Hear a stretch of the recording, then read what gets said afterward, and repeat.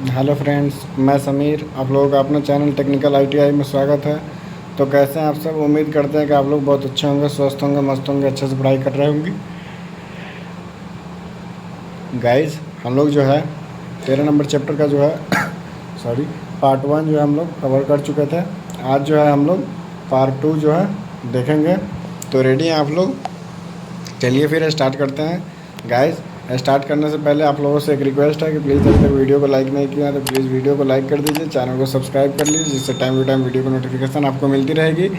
और कोई भी कन्फ्यूजन हो, कोई भी सुझाव हो तो कमेंट बॉक्स में कमेंट जरूर कीजिए। आप लोग कमेंट नहीं कर रहे हैं सो प्लीज़ कमेंट किया कीजिए, जिससे कि हमें आप लोगों के लिए समझ में आए कि आप लोगों को क्या दिक्कत है, क्या परेशानी है, उसको सॉल्व करेंगे और अच्छे अच्छे कंटेंट लाने में जो है हमें मदद मिलेगी। और अपने फ्रेंड सर्कल में शेयर कीजिए ताकि वो लोग भी जो है वीडियो का लाभ उठा पाए। और टेलीग्राम चैनल ज्वाइन कर लीजिए। टेलीग्राम का लिंक वीडियो के डिस्क्रिप्शन में है। टेलीग्राम चैनल ज्वाइन कर लीजिए, ठीक है। टेलीग्राम का नाम टेक्निकल आईटीआई है, ठीक है। तो चलिए, अभी तक लाइक नहीं किए तो प्लीज़ लाइक कर दीजिए। चलिए फिर स्टार्ट करते हैं। तो गाइस, हम लोग जो है कल बेसिक इंट्रोडक्शन तो देख चुके थे। हम लोग जो है आज जो है यहाँ से स्टार्ट करेंगे, तालिका से, ठीक है। तालिका यहाँ से, ठीक है। विभिन्न कार्यों के लिए जो है प्रतिदीप, ठीक है, इसके बारे में हम लोग पढ़ेंगे, ठीक है। तो चलिए फिर स्टार्ट करते हैं। देखिए, ये कार्य संख्या है, ये कार्य का स्थान है, और ये लूमेंस सॉरी ये लक्स या लूमेंस बाई मीटर स्क्वायर है, ठीक है। इसमें मतलब दिया गया है यूनिट में। तो चलिए फिर देखिए, पहला पॉइंट देखिए क्या है। यहाँ पे है सूक्ष्म कार्यों के लिए जो है, सूक्ष्म कार्य के लिए क्या है, सूक्ष्म नक्शा नक्काशी कार्य या सूक्ष्म निरीक्षण, सूक्ष्म मशीन कार्य के लिए जो है 250 से 500 लुमेंस प्रति मीटर स्क्वायर या लक्स में जो हम लोग लक्स का जो है हम लोग उपयोग करते हैं, ठीक है। अगला पॉइंट देखिए, दूसरा पॉइंट क्या है। दूसरा देखिए यहाँ पे अति अति परिशुद्ध कार्य, जहाँ अधिक समय तक जो है ध्यान देने की आवश्यकता हो, जैसे ड्राइंग का कार्य, उनका निरीक्षण, घड़ी आदि की मरम्मत। उसके लिए जो हम लोग 1000 से 2000 जो है लक्स की जब आवश्यकता होती है, ठीक है। अगला पॉइंट देखिए क्या है। किताबों की प्रूफ रीडिंग, ड्राइंग, ऑफिस अधिक समय तक लगातार अध्ययन, कुल बैच कार्य, टाइपिंग कार्य, कंप्यूटर कार्य, इसके लिए 250 से 500 तक की ज़रूरत होती है। और आगे देखिए, सामान्य पढ़ाई, लाइब्रेरी, सभी भवन, कला जो है प्रदर्शनी में जो है 250 से 500 लुमेंस तक की ज़रूरत होती है, लुमेन बाई मीटर स्क्वायर तक की ज़रूरत होती है। अगला पॉइंट देख लीजिए क्या है। रहने का कमरा, पढ़ने का कमरा, बाथरूम, सिटी में जो है 150 जो है रहने का जो कमरा हो उसमें 150 लुमेन, और पढ़ने का कमरा में 500 से 1000 लुमेंस, और बाथरूम में 150 लुमेंस की आवश्यकता होती है, ठीक है। अगला देखिए 6 नंबर पॉइंट क्या है।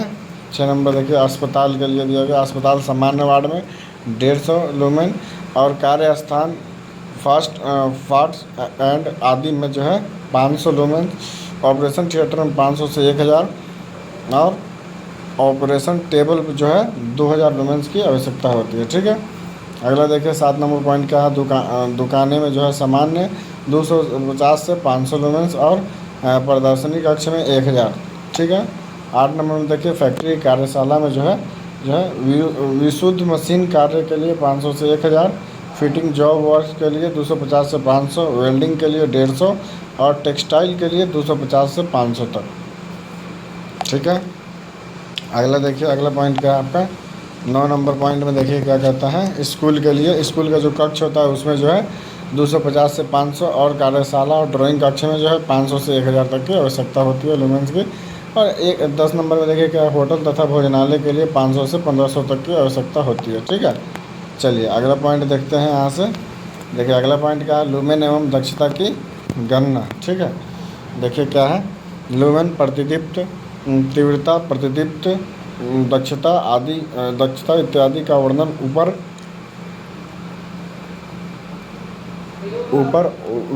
जो है वर्णित शीर्षक में किया गया है। अतः किसी प्रकाश के किसी प्रकाशीय परिपथ जो है किसी प्रकाशीय परिपथ प्रतिदीप्त लैंप के लूमेन एवं दक्षता की गणना को निम्न उदाहरणों द्वारा समझा जा सकता है। ठीक है, पहला उदाहरण यहाँ पर दिया गया, देखिए क्या है। एक प्रतिदीप्त लैंप 220 वोल्ट आपूर्ति पर 0.15 एम्पीयर विद्युत धारा लेता है एवं 200 लुमेन फ्लक्स उत्पन्न करता है। तो इस लैंप की औसत गोलीय शक्ति कैंडल शक्ति एवं दक्षता ज्ञात कीजिए। देखिए हाल में क्या है, संपूर्ण उत्पन्न फ्लक्स कितना है, 4 पाई इंटू MSCP। औसत गोलीय कैंडल शक्ति क्या है, MSCP है। ठीक है, तो देखिए इस फार्मूला पे जब हम लोग इसको पुट करेंगे तो आ जाएगा 200 बाई जो है 200 आपका जो है बाई 4 पाई आ जाएगा, तो टोटल आएगा आपका 15.92। ठीक है, ये आपका आ जाएगा टोटल। चलिए आगे देखते हैं। आगे देखिए, इसका लूमेन जो लैंप की दक्षता देखना है। तो देखिए लैंप द्वारा उत्पन्न लूमेन कितना है और लैंप की शक्ति। ठीक है, तो इसको टोटल करेंगे तो यहाँ पे वोल्टेज और एम्पियर दिया गया है, टोटल कर लेंगे तो हम लोग आ जाएगा 6.06 लूमेन बाई वाट हो जाएगा। ठीक है, इसी तरीके से जो है आप दूसरा एग्जांपल देख सकते हैं। एक मिनट, देखिए दूसरा एग्जांपल देखिए क्या है। उदाहरण 2 में एक 100 वाट 230 वोल्ट गैस फील्ड बल्ब की जो है कैंडल पावर 90 है। बल्ब की दक्षता लूमेन प्रति वाट में कितनी होगी। देखिए हल ज्ञात है, MSCP 90, कैंडल पावर 100 वाट, बल्ब की दक्षता है और बल्ब की MSCP कुल प्रतिदीप्त फ्लक्स बाई 4 पाई है। तो जो है MSCP कितना है, 90 है, तो कुल प्रतिदीप्त फ्लक्स बाई 4 पाई, तो कुल प्रतिदीप्त फ्लक्स इक्वल टू जो है इसमें 90 आ जाएगा और आपका 4 पाई आ गया। तो टोटल यहाँ पे बल्ब की जो क्षमता होगी कुल प्रतिदीप्त flux by candle power equal to 90 into 4 pi by 100। ठीक है, यहाँ पे तो आ जाएगा 360 पाई बाई 100 इक्वल टू 3.6 पाई।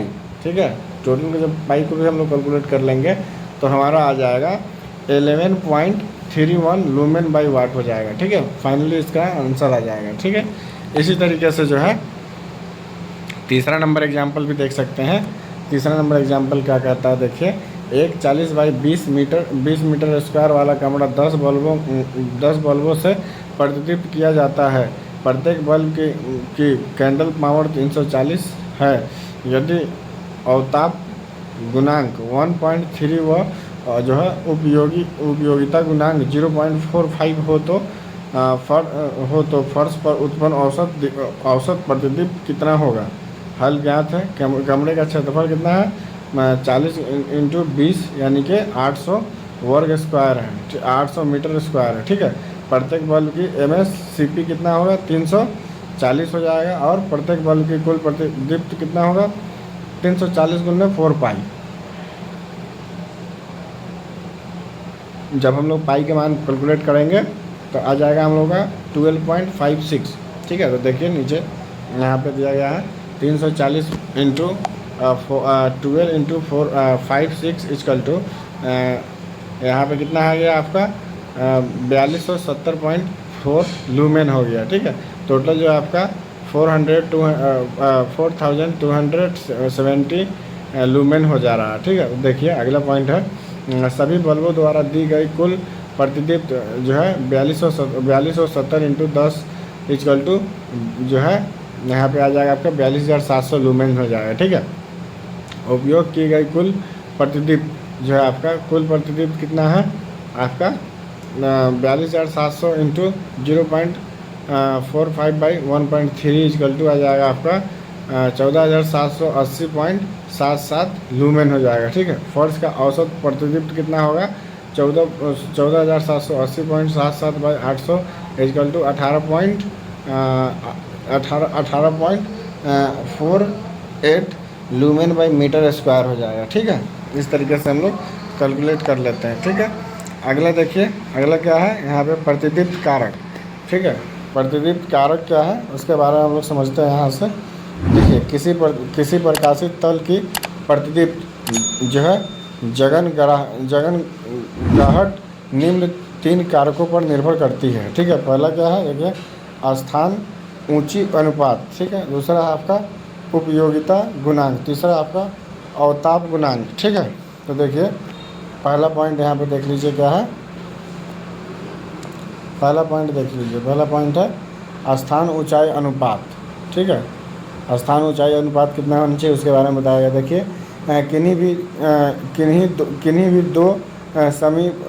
भी दो समीपावती जो है प्रकाश स्रोत के बीच की क्षैतिज दूरी व फर्श स्रोत की जो है वर्किंग प्लेन से ऊंचाई का अनुपात स्थान ऊंचाई अनुपात कहलाता है।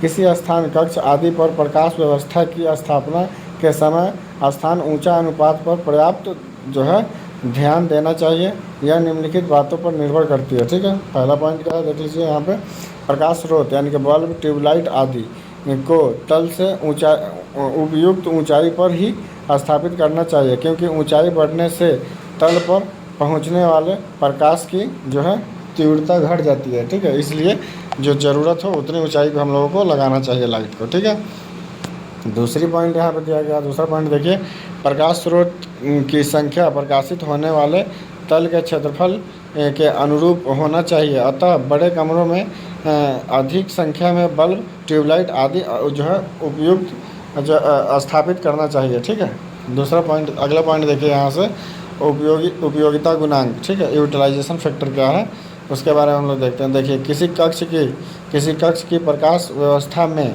उपयोग किए गए प्रकाश तथा लैंप द्वारा उत्पन्न किए गए प्रकाश का अनुपात उपयोगिता गुणांक यानी कि यूटिलाइजेशन फैक्टर कहलाता है। ठीक है, अतः जो है उपयोगिता गुणांक देख लीजिए, उपयोग किया गया प्रतिदीप्त फ्लक्स बाई उत्पन्न किया गया प्रतिदीप्त फ्लक्स।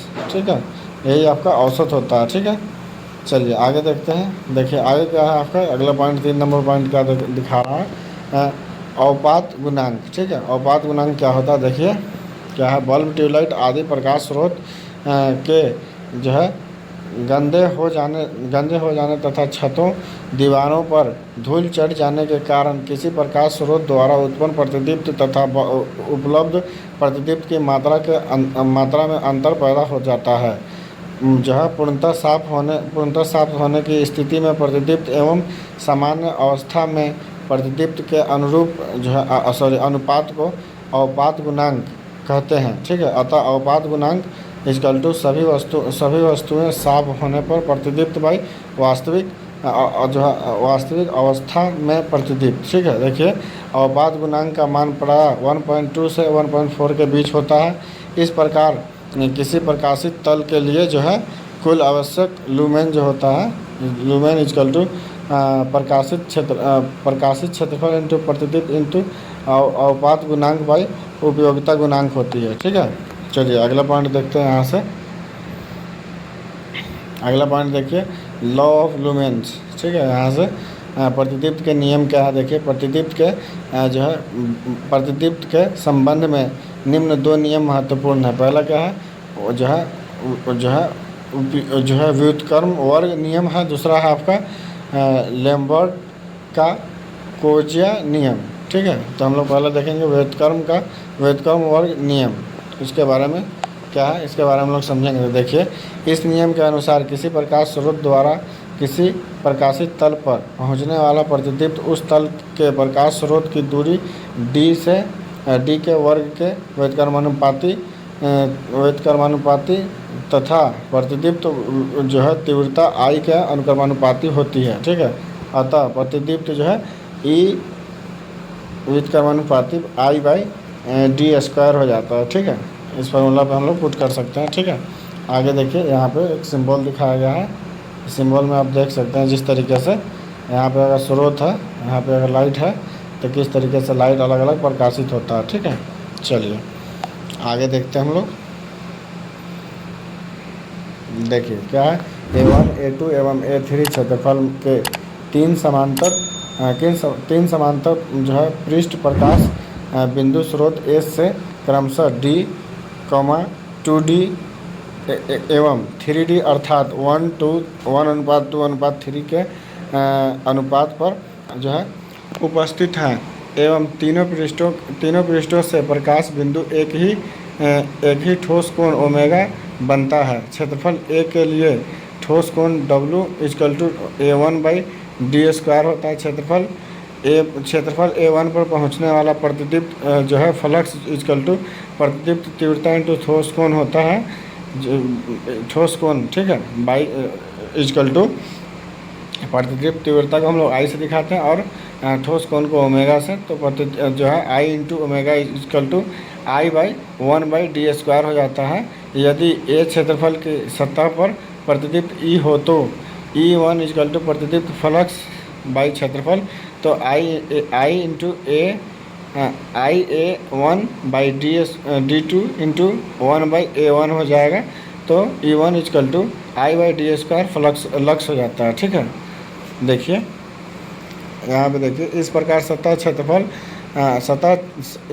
सतह क्षेत्र A2 पर जो है प्रतिदीप्त E2 हो तो E2 = I/d2 का होल स्क्वायर लक्स होता है। ठीक है, देखिए सामान्य रूप से यदि A3 क्षेत्र की सतह पर प्रतिदीप्त E3 हो तब E3 = I/d जो है 3D का जो है होल स्क्वायर लक्स हो जाता है। ये समीकरण जो है, ये 4 समीकरण हो गए। इस तरीके से देखिए यहाँ पे समीकरण 4, 5 एवं 6 से E1 / E2 / E3 = I/d² अनुपात I/2D का होल स्क्वायर अनुपात I/3D का होल स्क्वायर हो जाता है। इस तरीके से ये फॉर्मूला बन जाता है। ठीक है, अतः आगे देखिए, आगे देख लीजिए यहाँ पे क्या है। अतः समीकरण 4 के जो है अतः समीकरण जो है 6, 7 है ये सर। अतः समीकरण 7 से स्पष्ट है कि किसी प्रकाश स्रोत द्वारा किसी प्रकाशित तल पर पहुंचने वाले प्रतिदीप्त उस तल के प्रकाश स्रोत की दूरी के वर्ग के व्युत्क्रमानुपाती तथा प्रतिदीप्त तीव्रता के अनुक्रमानुपाती होती है। ठीक है, तो देखिए जो ये तो एक नियम, पहला नियम हो गया। उसके बाद दूसरा नियम में देखिए लंबर्ग का जो है लंबर्ग का कोजिया नियम क्या कहता है, उसके बारे में हम लोग समझते हैं। देखिए क्या है, किसी प्रकाश स्रोत के द्वारा किसी प्रकाशित तल पर पहुंचने वाले प्रतिदीप्त जो है प्रतिदीप्त इस स्रोत से आने वाली प्रकाश किरण तथा अभिलंब के बीच बने कोण की जो है कोजिया के अनुक्रमानुपाती होती है। ठीक है, चित्र में P एक प्रकाश स्रोत है तथा AB का प्रकाशित तल AB एक प्रकाशित तल है जिसका प्रकाश स्रोत से दूरी D है। यदि PA एक प्रकाश किरण PB अभिलंब व फाई प्रकाश किरण व अभिलंब के बीच का कोण हो तो जो है लैम्बर्ग के नियमानुसार E व्युत्क्रमानुपाती cos फाई या E = I/d² cos फाई हो जाता है। ठीक है, आगे देखिए क्या है यहाँ पे AP और B हो जाएगा। इसमें जो है ये आपको दिखा रहा है, इसमें ये जो आपका D है, इधर फाई हो जाएगा, फाई एंगल हो जा रहा है, कोण हो जा रहा है, ये जो है आपका तल है। ठीक है, इधर में ये आपका लैंडमार्क का कोजिया नियम है। ठीक है, इसका अनुसार बताया गया है। देखिए यहाँ पे देखिए क्या है, जहाँ E = प्रतिदीप्त जिसको मीटर में हम लोग मीटर स्क्वायर में मेजर करते हैं, और I जो आपका प्रतिदीप्त तीव्रता जिसको CP में हम लोग मेजर करते हैं, और D = प्रकाश स्रोत से प्रकाशित तल की दूरी मीटर में है, और फाई प्रकाश किरण तथा अभिलंब के बीच का कोण हो जाता है। ठीक है, तो देखिए इसी तरीके से यहाँ पे एक सिंबल में भी दिखाया गया है। देखिए यहाँ पे दिखाया भी गया है, ये आपका कोण है प्रकाश का, और ये जो है सतह का अभिलंब है, और ये जो है आपका फ्लक्स की लाइनें हैं, और ये जो यहाँ पे दिखाया गया यह सतह का क्षेत्रफल है। ठीक है, और यहाँ पे आपका जो है ये वाला लाइट है, प्रकाश है। ठीक है, यहाँ पे भी इसी तरीके से उसका एक ग्राफ बना करके दिखाया गया आपको। ये क्या है, कौन सा नियम के अनुसार है, ये जो है लैम्बर्ट कोजिया नियम के अनुसार बताया गया है। ठीक है, आगे देखिए, अगला आपका लैम्बर्ट के खोजिए नियम के स्थापन जो है जो है सत्यापन के लिए जो है माना कि फ्लक्स की लाइन से सतह थीटा कोण पर झुकी हुई है। माना पी क्यू इक्वल टू सतह के क्षेत्रफल प्रकाश स्रोत पर जो है साधारण होता है एवं ऊर्ध्वाधर अक्ष के थीटा कोण पर झुका हुआ है। इस प्रकार आर एस इक्वल टू सतह के क्षेत्रफल ऊर्ध्वाधर अक्ष पर जो है साधारण होता है एवं स्रोत ओ के थीटा कोण पर झुका हुआ होता है। चित्र से P Q equal to R S cos phi हो जाता है, चूँकि सतह पी क्यू पर प्रतिदीप्त E P Q equal to flux by P Q का क्षेत्रफल equal to I by omega T by I by omega, यानी कि डब्ल्यू, इसको हम डब्ल्यू जैसा दिखता है, तो ठीक है, पी बाई क्यू का क्षेत्रफल हो जाता है। ठीक है, यहाँ पे फिर सेम उस फॉर्मूला को जब यहाँ पे पुट करेंगे जो है, तो क्या हो जाएगा, यहाँ पे फ्लक्स की जगह पे आई हो जाएगा इनटू आपका पी क्यू का क्षेत्रफल बाई डी स्क्वायर हो जाएगा। तो टोटल जो एक फार्मूला बनेगा वो ये वाला फार्मूला आ जाएगा आपका, ओमेगा इक्वल टू क्षेत्रफल बाई त्रिज्या का होल स्क्वायर हो जाएगा। यहाँ पे E P Q equal to I by D square हो जाएगा। ठीक है, देखिए आगे क्या है, अतः आर एस पर प्रतिदीप्त E R S equal to flux by R S का क्षेत्रफल होगा। तो E R S equal to flux by P Q का क्षेत्रफल बाई कॉस फाई हो जाएगा। तो इसका जो फॉर्मूला बनेगा P Q equal to R S cos phi हो जाएगा। ठीक है, इसी तरीके से यहाँ पे हम लोग देख सकते हैं E R S equal to I by D square into cos phi हो जाएगा। ठीक है, चित्र बी से जो इसमें लिया गया है क्या है, cos phi equal to H by T या B equal to D equal to H by cos phi हो जाता है। ठीक है, समीकरण जो है इसमें अगला में देखिए, समीकरण 9 एवं 10 से जो लिया गया है, देखिए क्या है, E R S equal to I by H by cos phi का whole square into cos phi equal to I by H square into cos cube phi हो जाएगा। इस चूँकि जो है आपका E R S equal to I by D square cos phi equal to I by H square into cos cube phi हो जाएगा। ठीक है, जहाँ जो है आपका डी वह सतह के मध्य दूरी मीटर में दिखाया गया, ए जो है आपका सतह के स्रोत के ऊंचाई मीटर में ही है, और आई प्रतिदीप्त तीव्रता इसको कैंडला में दिखाया गया है, मेजर करते हैं हम लोग। ठीक है, इसी के ऊपर जो है यहाँ पे जो है आपका उदाहरण दिया गया है। ठीक है, तो यहाँ से जो है हम लोग कल देखेंगे। आज हम लोग वीडियो को जो है यहीं पे एंड करते हैं। ठीक है, तो आप लोग कमेंट में ज़रूर बताइएगा कि वीडियो आप लोगों को कैसा लगा। उम्मीद करते हैं कि आप लोगों को वीडियो बहुत अच्छा लगा होगा। तो प्लीज़ वीडियो अच्छा लगा तो लाइक कर दीजिए, चैनल को सब्सक्राइब कीजिए, बेल आइकन को प्रेस कर लीजिए, जिससे टाइम टू टाइम वीडियो को नोटिफिकेशन मिलती रहेगी। कोई भी कन्फ्यूजन हो, कोई भी सुझाव हो तो कमेंट बॉक्स में कमेंट करके ज़रूर बताइएगा। ठीक है, आपके हर क्वेश्चन का जवाब दिया जाएगा, और अपने फ्रेंड सर्कल में शेयर कीजिए ताकि वो लोग भी वीडियो का लाभ उठा पाएँ। और जो है टेलीग्राम चैनल ज्वाइन कर लीजिए, टेलीग्राम का लिंक वीडियो के डिस्क्रिप्शन में है। चलिए फिर मिलते हैं आप लोगों से अगली वीडियो में। जब तक आप लोग अपना ध्यान रखिए, स्वस्थ रहिए, मस्त रहिए, अच्छे से पढ़ाई करते रहिए।